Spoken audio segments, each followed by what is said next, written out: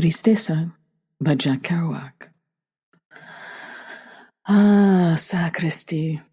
The sad, mutilated blue Madonna is Tristessa, and for me to keep saying that I love her is a bleeding lie. She hates me, and I hate her. Make no bones about it. I hate her because she hates me. No other reason. She hates me because I don't know. I guess I was too pious last year. She kept yelling, "I don't care," and hits us over the head and goes out and sits on the curb in the street and doodles and sways.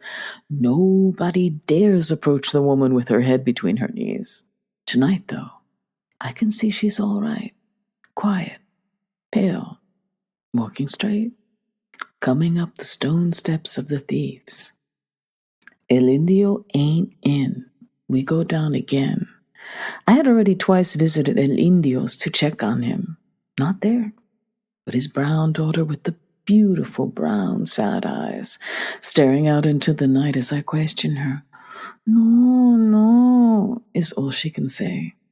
She's staring at some fixed point in the garbage of the sky, so all I do is stare at her eyes, and I have never seen such a girl. Her eyes seem to say, "I love my father, even when he takes narcotics, but please don't come here. Leave him alone." Tristessa and I go down to the slippery garbage street of dull brown Coke stand lights and distant dim blue and rose neons, like rubbed chalk crayon, of Santa Maria de Redondas, where we hook up with poor, bedraggled, wild-looking crews and start off somewhere. I have my arm around Tristessa's waist and walk sadly with her. Tonight, she doesn't hate me. Cruz always liked me and still does. In the past year, she has caused poor old Bull every kind of trouble with her drunk shenanigans. Oh, there's been pulque and vomiting in the streets and groans under heaven, spattered angel wings covered with the pale blue dirt of heaven. Angels in hell. Our wings huge in the dark. The three of us start off. And from the golden eternal heaven bends God, blessing us with his face, which I can only describe as being infinitely sorry. Compassionate, that is. Infinite, with the understanding of suffering.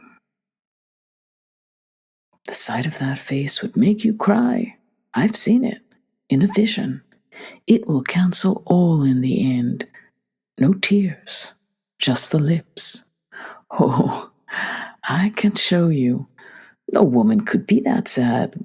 God is like a man. It's all a blank how we go up the street to some small, narrow, dark street where two women are sitting with steaming cauldrons of some kind or steaming cups, where we sit on wooden crates. I with my head on Tristessa's shoulder, Cruz at my feet, and they give me a drink of hot punch. I look in my wallet. No more money. I tell Tristessa.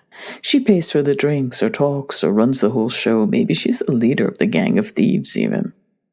The drinks don't help much. It's getting late, towards dawn. The chill of the high plateau gets into my little sleeveless shirt and loose sport coat and chino pants, and I start shivering uncontrollably. Nothing helps. Drink after drink. Nothing helps. Two young Mexican cats attracted by Tristessa come and stand there drinking and talking all night. Both have mustaches. One of them is very short, with a round baby face with pear-like cheeks. The other's taller, with wings of newspaper stuck somehow in his jacket to protect him from the cold. Cruz just stretches out right in the road in her topcoat and goes to sleep, head on the ground, on the stone. A cop arrests somebody at the head of the alley. We around the little candle flames and steam pots watch without much interest. At one point, Tristessa kisses me gently on the lips. The softest, just touchingest kiss in the world.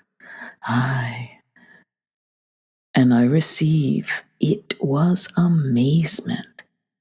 I've made up my mind to stay with her and sleep where she sleeps, even if she sleeps in a garbage can in a stone cell with rats. But I keep shivering. No amount of wrapping in can do it. For a year now, I've been spending every night in my sleeping bag, and I'm no longer inured to ordinary dawn chills of the earth. At one point, I fall right off the crate I occupy with Tristessa, land in the sidewalk, stay there. Other times I'm up, haranguing long, mysterious conversations with the two cats. What on earth are they trying to say and do? Cruz sleeps in the streets. Her hair hangs out all black across the road. People step over her. It's the end. Dawn comes gray. People start passing to go to work. Soon the pale light begins to reveal the incredible colors of Mexico, the pale blue shawls of women, the deep purple shawls, the lips of people, faintly roseate, in general, obio blue. What we waiting for? Where we going? I'd kept asking. I go get my shot, she says. Gives me another hot punch, which goes down shivering through me. One of the ladies is asleep. The dealer with the ladle is beginning to get sore because, apparently, I've drank more than Tristessa paid, or the two cats, or something. Many people in carts pass. Vámonos, says Tristessa, getting up, and we wake up, ragged Cruz, and wave her a minute standing, and go off in the streets. Now you can see the ends of the streets. No more garbanzo darkness. It's all pale blue churches and pale people and pink shawls. We move along and come to rubbly fields and cross and come to a settlement of adobe huts. It's a village in the city by itself.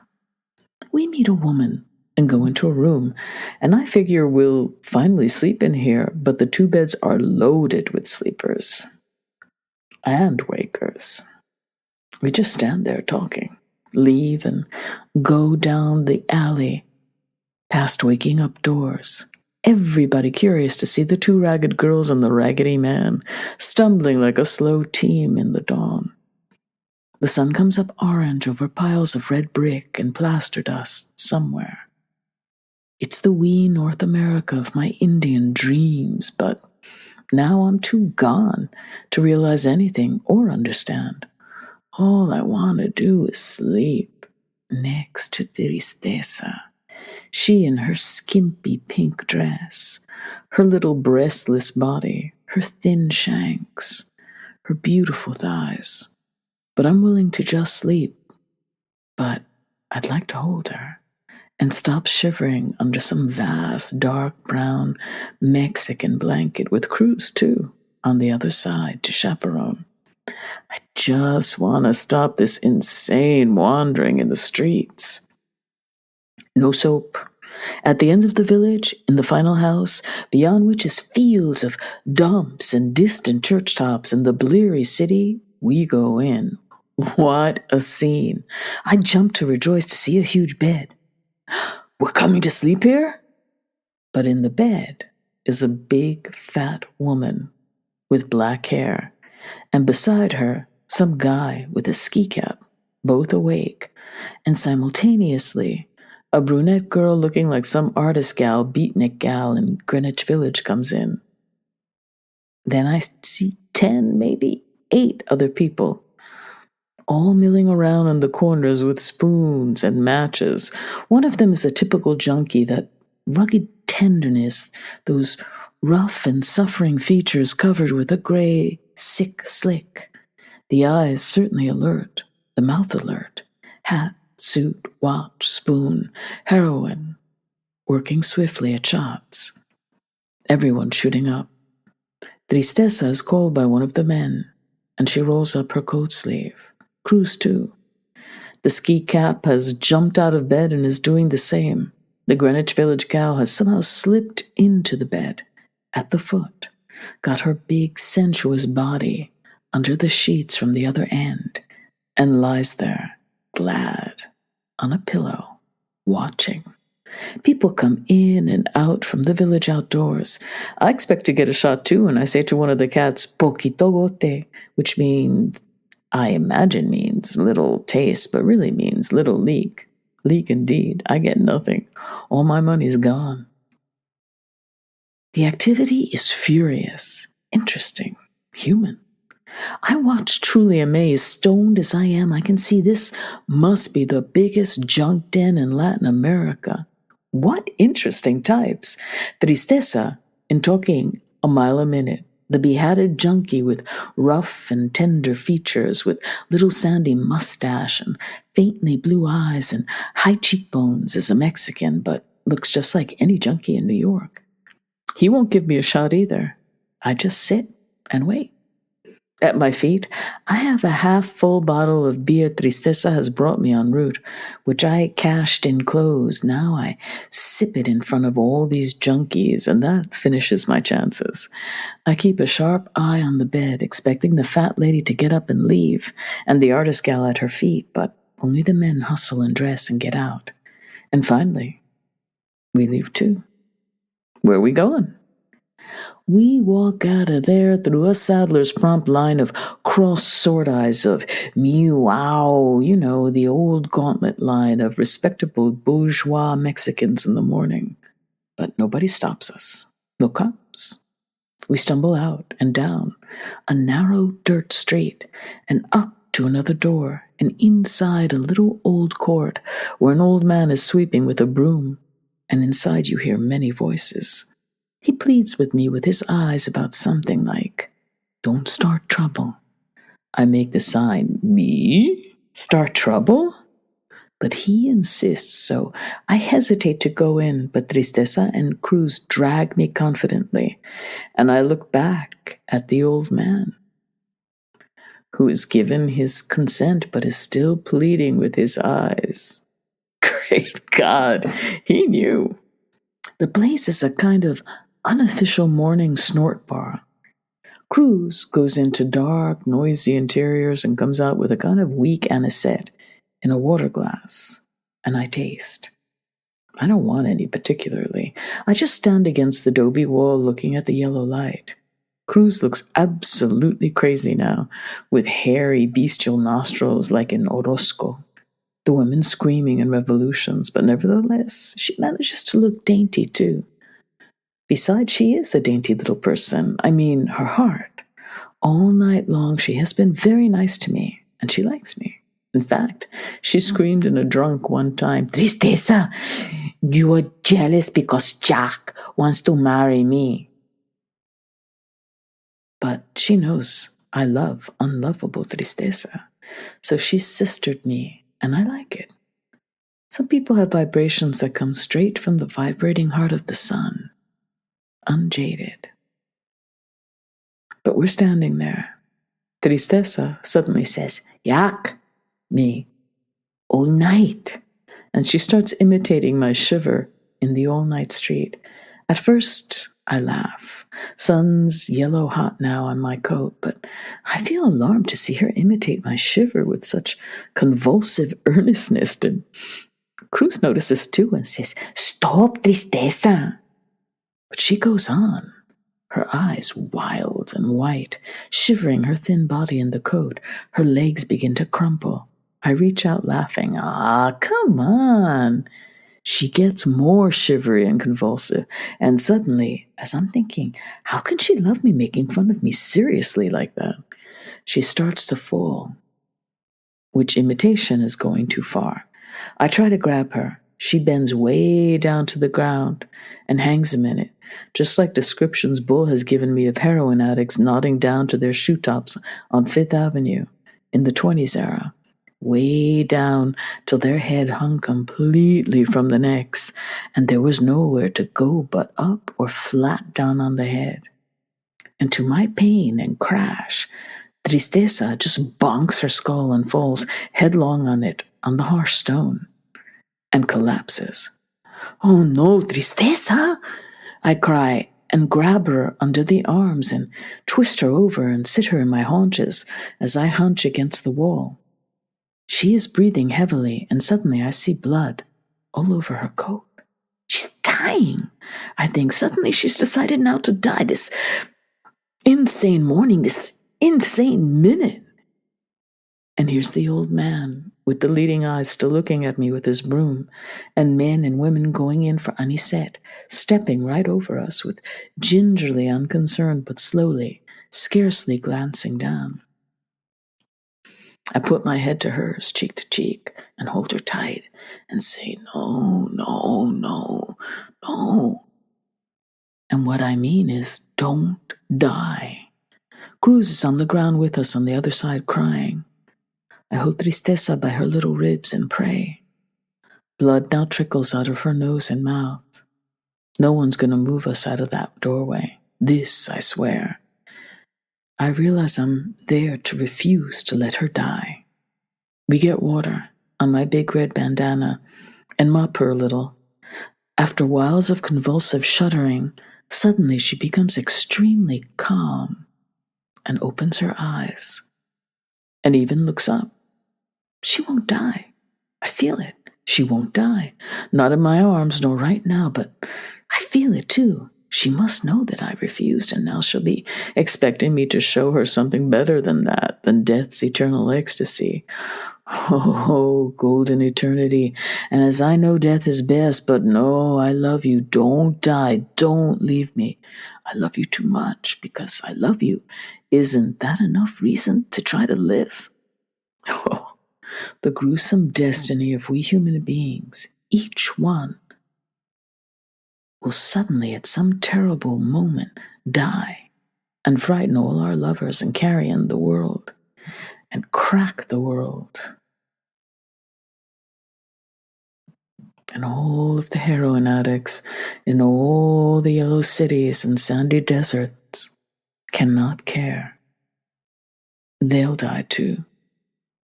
Tristessa now tries to get up. I raise her by her little broken armpits. She leans. We adjust her coat. Poor coat. We wipe off a little blood. Start off in the yellow Mexican morning. Not dead. I let her walk by herself ahead of us, lead the way. She does so incredibly dirty, staring streets full of dead dogs, past gawking children and old women and old men in dirty rags, out to a field of rocks. Across that we stumble, slowly. I can sense it now, in her silence. This is what you give me instead of death? I try to know what to give her instead. No such thing better than death. All I could do is stumble behind her. Sometimes I briefly lead the way, but I'm not much the figure of the man who leads the way. But I know she is dying now, either from epilepsy or heart shock or goofball convulsion, and because of that, no landlady is going to stop me from taking her home to my room on the roof and letting her sleep and rest under my open sleep bag, with Cruz and me both. I tell her that. We get a cab and start to Bulls. We get off there. They wait in the cab as I knock on his door for the money for the cab. You can't bring Cruz here, he yells. Neither one of them. He hands me the money. I pay the cab. The girls get out. And there's Bull, big sleepy face in the door saying, no, the kitchen is full of women. They'll never let you through. But she's dying. I've got to take care of her. I turn and see both their coats, the back of their coats, have majestically, Mexicanly, womanly turned with immense dignity. Streaks of dust and all street plaster and all together. The two ladies go down the sidewalk, slowly, the way Mexican women, French-Canadian women, go to church in the morning. There is something unalterable in the way both their coats have turned on the women in the kitchen, on Bull's worried face, on me. I run after them. Tristessa looks at me seriously. I go down to Indio to get a shot. In that way, that normal way she always says that, as if, I guess I'm a liar, watch out, as if she means it and really wants to go and get that shot. And I said to her, I want to sleep where you sleep tonight. But fat chance of me getting into Indios or even herself. His wife hates her. They walk majestically.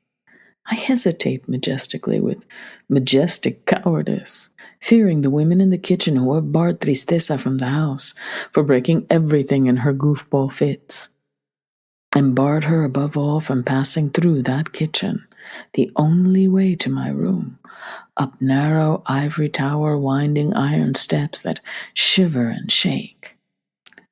"They never let you through," yells Bull from the door. "Let 'em go." One of the landladies is on the sidewalk. I'm too ashamed and drunk to look her in the eye. "But I'll tell them she's dying." "Come in here. Come in here," yells Bull. I turn. They've got their bus at the corner. She's gone. Either she'll die in my arms or I'll hear about it. What shroud was the reason why darkness and heaven commingled to come and lay the mantle of sorrow on the hearts of Bull, El Indio, and me, who all three love her and weep in our thoughts, and know she will die? 3 men from 3 different nations in the yellow morning of black shawls. What was that angelic, demonic power that devised this? What's going to happen? At night, little Mexican cop whistles blow that all is well, and all is all wrong. All is tragic. I don't know what to say. I'm only waiting to see her again. And only last year she'd stood in my room and said, "A friend is better than pesos. A friend that give it to you in the bed." When she still believed anyway we'd get our tortured bellies together and get rid of some pain. Now, too late. Too late.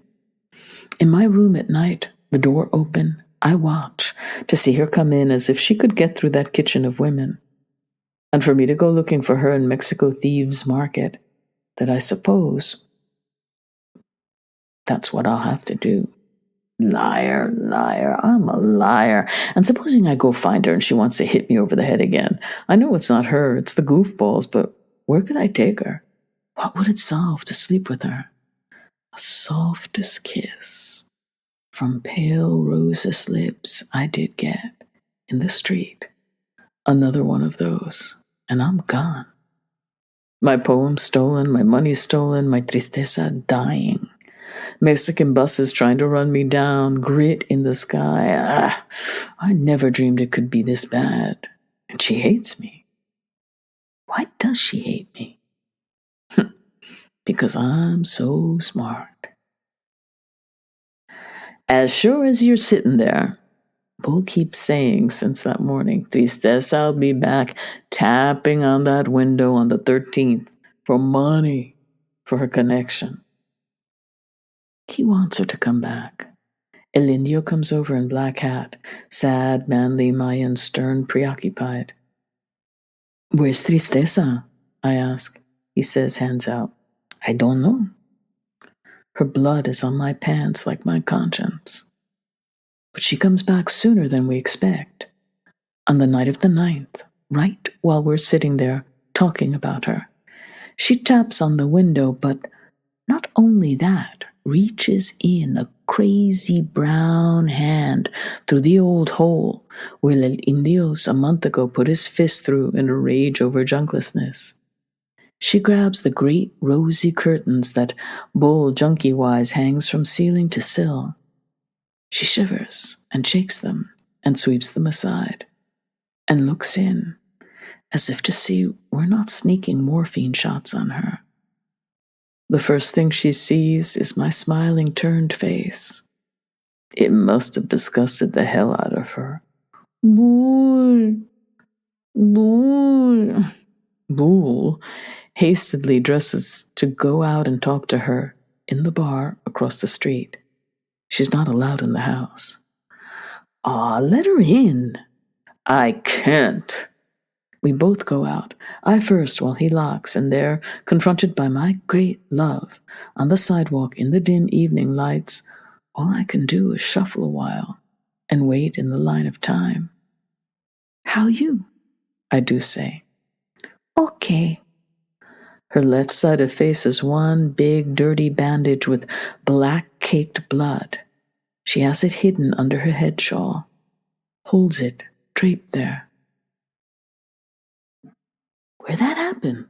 With me? No. After I leave you, 3 times I fall. She holds up 3 fingers.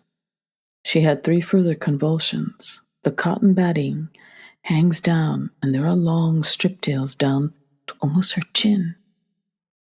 She would look awful if she wasn't wholly Tristessa. Bull comes out, and slowly we go across the street to the bar. I run to her other side to gentleman her.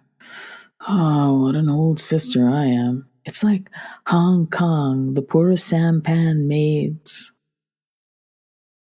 and mothers of the river in Chinese slacks, propelling with the Venetian steer pole, and no rice in the bowl.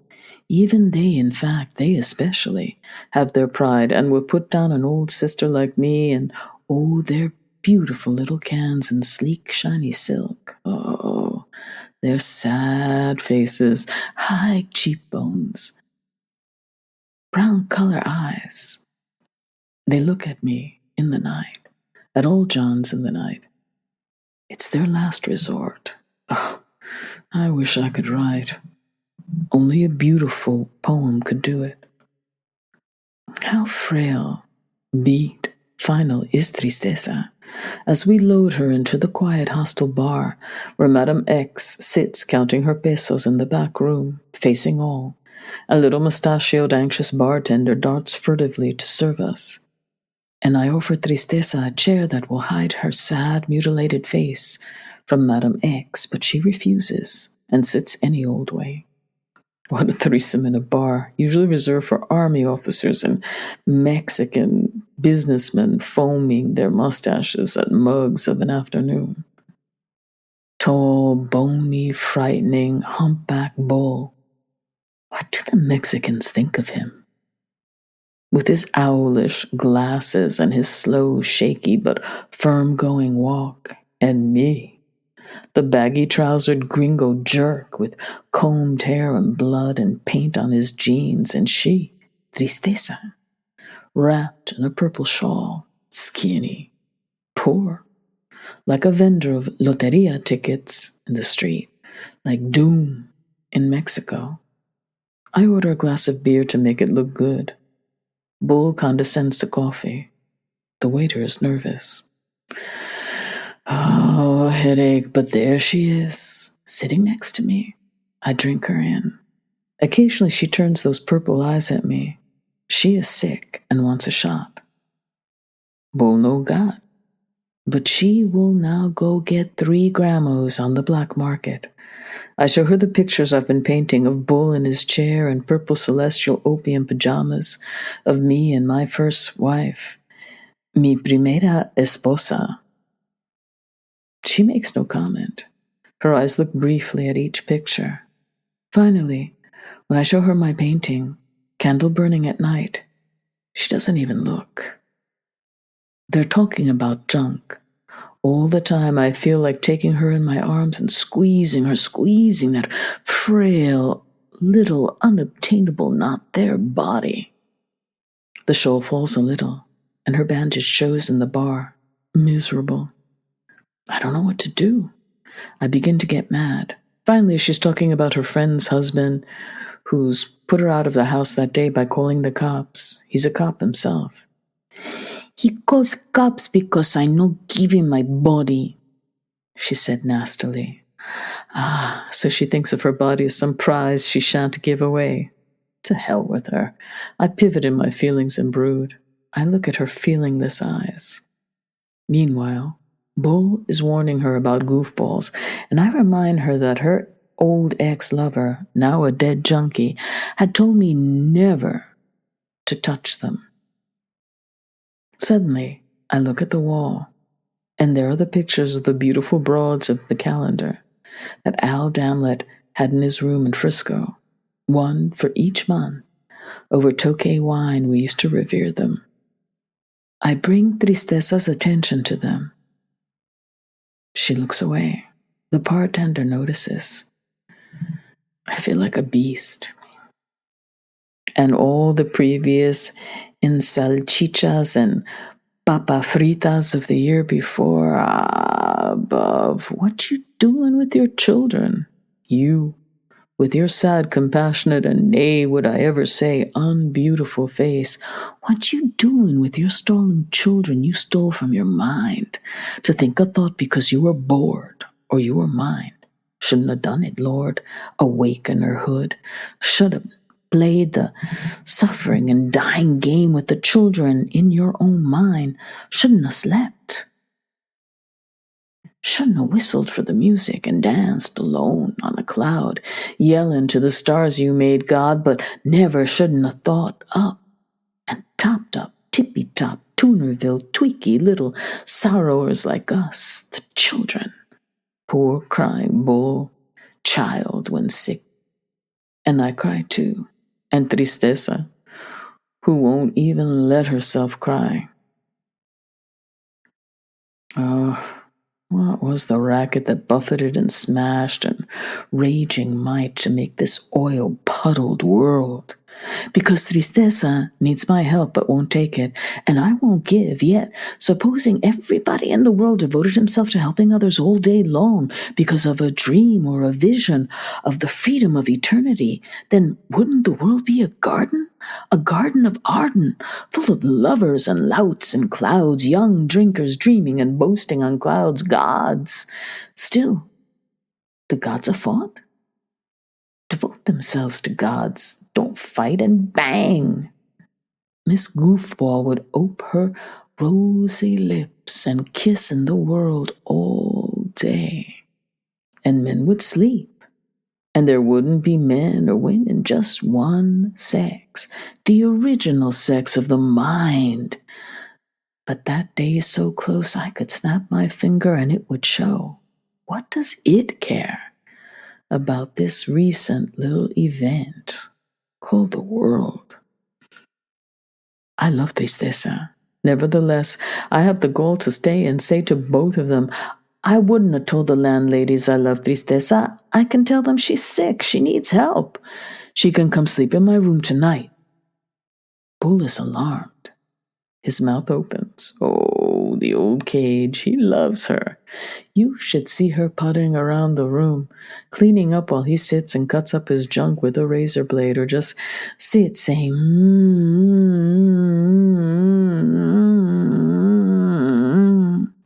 and long, low groans that aren't groans, but his message and song. Now I begin to realize Tristessa wants Bull to be her husband. I wanted Tristessa to be my third wife, I say later. I didn't come to Mexico to be told what to do by old sisters. Right in front of the faculty, shooting? Listen, Bull and Tristessa, if Tristessa don't care, then I don't care. At this, she looks at me with surprise. Not surprised, round she doesn't care eyes. Give me a shot of morphine so I can think the way you do. They promptly give me that in the room later on. Meanwhile, I've been drinking mezcal again. Oh, or nothing at all, says I to Bull, who repeats it. I'm not a whore, I add. But I also want to say Tristessa's not a whore. But I don't want to bring up the subject. Meanwhile, she changes completely with her shot, feels better, combs her hair to a beautiful black sheen, washes her blood, washes her whole face and hands in a soapy washtub like Long Jim Beaver up on the Cascades by his campfire. Swoosh! And she rubs the soap thoroughly in her ears and twists fingertips in there and makes squishy sounds. Wow! Washing. Charlie didn't have a beard last night. She cowls her head again with the now brushed shawl and turns to present us in the light-bulbed high-ceiling room, a charming Spanish beauty with a little scar on her brow. The color of her face is really tan. She calls herself dark, As negra as me? But in the lights that shine, her face keeps changing. Sometimes it is jet brown, almost black blue, beautiful, with outlines of sheeny cheek and long, sad mouth, and the bump on her nose, which is like Indian women in the morning in Nogales on a high, dry hill.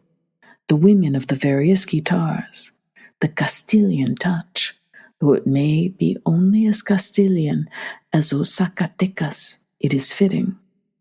She turns neat, and I notice she has no body at all. It's utterly lost in a little skimpy dress.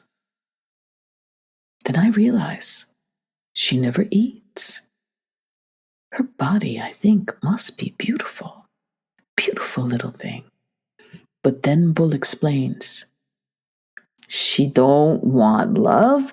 You put Grace Kelly in this chair. Mucks morphine on that chair, Jack. I take the morphine. I know take the Grace Kelly.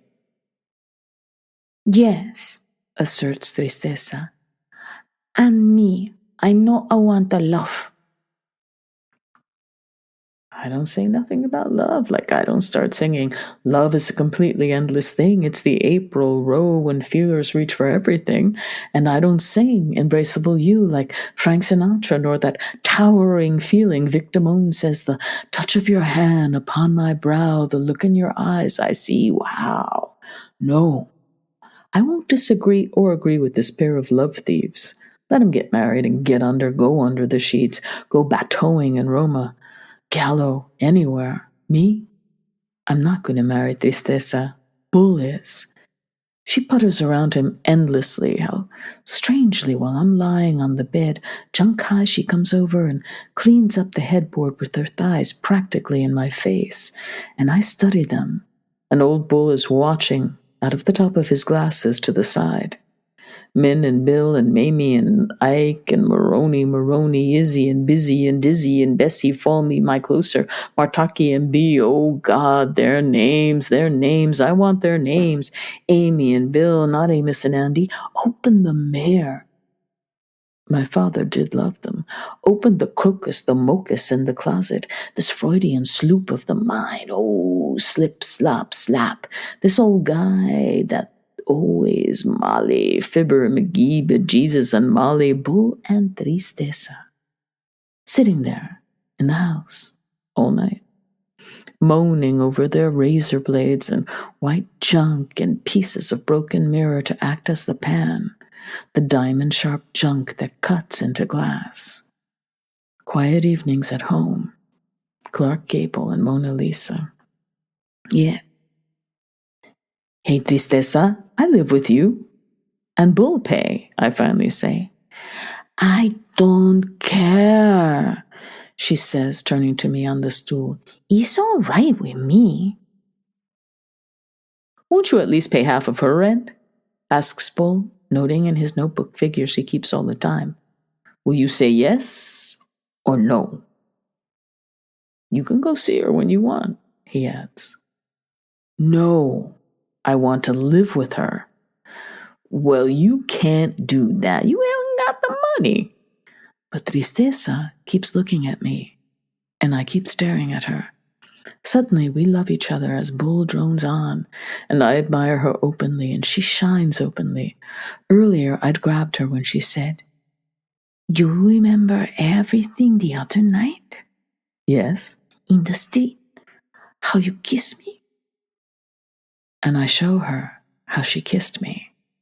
That little gentle brush of the lips on the lips, with just the slightest kiss to indicate kiss. She shined on that one. She didn't care. She had no money to take the cab home. No bus was running. We had no more money, any of us, except money in the blood bank. Money in the mud bank. Charlie. Yes, I walk home. 3 miles, 2 miles, I say. And there was that long walk through the rain, I remembered. You can come up there, pointing to my room on the roof. I won't bother you. No te molesta. No te molesta, but I would let her molest me. Old Bull is glancing over his glasses and paper. I've screwed everything up with the mama again. Oedipus Rex. I'll tear out my eyes in the morning. San Francisco, New York, Medici, Medu, Mantua, or anywhere. I'm always the king sucker who was made out to be the positional son in woman and man relationships. Ah, yeah. Indian howl in the night, to campo country sweet musica. King Bing. I'm always in the way for mama and papa. When am I gonna be papa? No te molesta. And two for papa. Bull, my papa, I said. I'd have to be a junkie to live with Tristessa, and I can't be a junkie. Ain't nobody knows junkies like another junkie. I gulped to hear the truth, too. Besides, too, Tristessa's an old-time junkie like me. She's no chicken. In junk, junkies are very strange persons. Then he would launch into a long story about the strange persons he's known in Rikers Island, in Lexington, in New York, in Panama, in Mexico City, in Annapolis, in keeping with his strange history, which included opium dreams of strange tiered racks where girls are being fed opium through dreamy blue tubes, and similar strange episodes like all the innocent faux pas he'd made, though always with an evil greed just before it he'd thrown up at Annapolis after a binge in the showers, and to conceal it from his officers, he tried to wash it down with hot water. With the result, the smell permeated all of Bradley Hall, and there was a beautiful poem written about it in the newspaper of the Navy Goats. He would launch into long stories, but she was there, and with her, he just conducted routine junkie talk in baby Spanish like, "You no go tomorrow good, look like that." "Yes, I clean my face now." "It no look good. Take one look at you, and they know you taking too many Secanol." "Yes, I go." "I brush your coat." Bull gets up and helps clean her things. To me, he says, them artists and writers, they don't like to work, don't believe in work. As the year before, as Tristessa and Cruz and I chatted gaily with the gaiety I had last year in the room, he's banging with a Mayan stone statue with about the size of a big fist, trying to fix a door he'd broken down the night before because he took too many goofballs, and went out of his room and lock-clicked the padlock, key in the room, and him in his pajamas at 1 a.m. Wow, I do gossip. So, he'd yell at me, "Come help me fix this door. I can't do this by myself." "Oh, yes, you can. I'm talking. You artists are all lazy bums."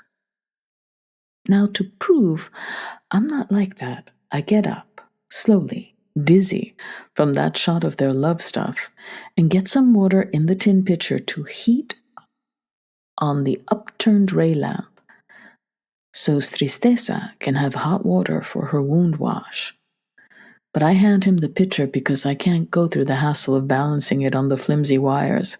And anyway, he's the old master, old wizard, old water witch doctor who can do it, and won't let me try it.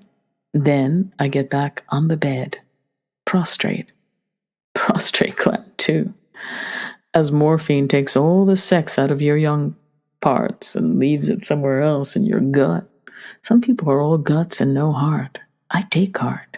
You shoot spades, you drink clubs, you blast oranges. I take heart and bat, 2, 3, 10 trillion million dizzying powders of stars fermangitating in that high blue jack shaft prop. I don't drown nobodies in oil. I got no guts to do it, got heart not to. But the sex, when the morphine is loosed in your flesh and slowly spreads hot and headies your brain, the sex recedes into the gut. Most junkies are thin. Bull and Tristessa are both bags of bones. But oh, the grace of some bones that melt a little flesh, hang on like Tristessa, and makes a woman. And old Bull, spite of his thin, hawky body, nobody, his gray hair is well slicked, and his cheek is youthful, and sometimes he looks positively pretty. And in fact, Tristessa had finally one night decided to make it, and he was there, and they made it good. I wanted some of that too, seeing how Bull didn't rise to the issue except once every 20 years or so. But no, that's enough. Hear no more. Min and Molly and Bill and Gregory, Peggery, Fibber, McGoy, oi. I'd leave them be and go on my own way. Find me a Mimi in Paris, a Nicole, a sweet Tathagata, pure pretty pity, like poems spoke by old Italians in South American palm mud, flat, who want to go back to Palabrio, Reggie, and stroll the beauteous bell-ringing, girl-walking boulevard and drink aperitif with the coffee muggers of the card street. Oh, movie. A movie by God, showing us Him, and us showing Him, which is us. For how can there be two, not one? Palm Sunday, me, that Bishop San Jose. I'll go like candles to the Madonna. I'll paint the Madonna and eat ice cream, Benny and bread, dope and soapboard, as Biko Boo Boo said. And I'll go to the south of Sicily in the winter and paint memories of Arles. I'll buy a piano and Mozart me that, and I'll write long, sad tales about people in the legend of my life. This part is my part of the movie. Let's hear yours. Solo.